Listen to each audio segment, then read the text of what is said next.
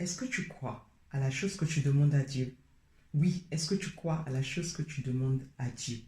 Car crois-moi, si tu le crois, tu verras ton exaucement. Tu verras la gloire de Dieu. En lisant ma Bible ce matin, rappelons-nous, c'est très important de lire la Bible tous les jours, car la parole de Dieu est notre pain quotidien. En lisant ma Bible ce matin de Matthieu chapitre 9, le Saint-Esprit a attiré mon attention sur deux histoires et deux vérités qui est très important. La première, c'est la femme à la perte de sang.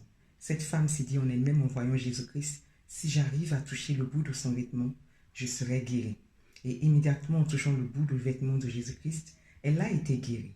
Ensuite, le Saint-Esprit a attiré mon attention sur d'autres histoires, toujours dans Matthieu chapitre 9, qui est du fait que il y a deux hommes aveugles.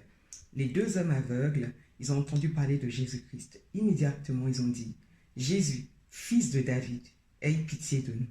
Et immédiatement, Jésus-Christ, en entendant cela, il est retourné. Par contre, il leur a demandé, comparé à la femme à la perte de sang, il leur a demandé, est-ce que vous croyez que cela est possible? Est-ce que vous croyez que je peux faire cela? Ils ont répondu, oui Seigneur, nous le croyons. Et ce n'est qu'à ce moment précis qu'ils ont eu délivrance, qu'ils ont été délivrés. Et voilà ce que le Saint-Esprit a attiré mon attention sur le fait que la différence entre la femme à la perte de sang et les deux hommes aveugles, c'est tout simplement parce que la femme à la perte de sang a cru.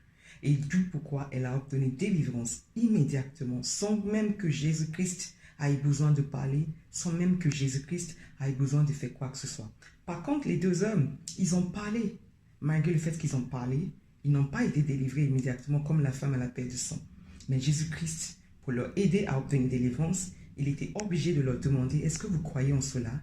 Et par la suite, en disant oui, je crois, qu'ils ont obtenu délivrance. Donc le Saint-Esprit est en train de nous éduquer, moi la première, et toi aussi, toi qui m'entends en ce moment, que il ne suffit pas de demander, mais il suffit surtout de le croire.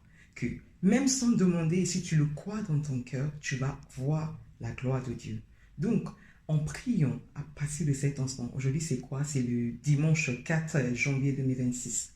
À partir de cet instant, en priant, en demandant toutes choses que tu veux à Dieu, sache que il faut absolument que tu le crois. C'est en le croyant que tu verras la gloire de Dieu et c'est en le croyant que tu verras ton exaucement.